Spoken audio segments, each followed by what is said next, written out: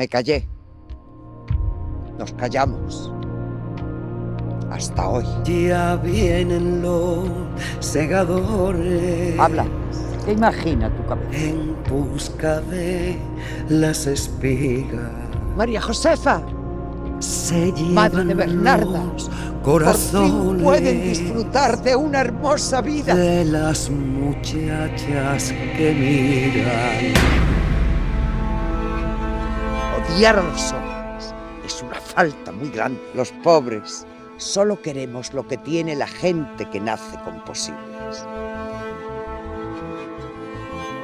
A los hombres hay que amarlos, pero con la cuerda suelta. 30 años lavando tus sábanas, 30 años comiendo tus sobras. Quieres gritarlo con la cabeza fuera de los empozos y que el pecho te estalle como una granada de amargura. Ahora me gustaría volver a estar allí, volver a sentir el agua de ese mar y olvidarme de toda la tristeza de ese mundo.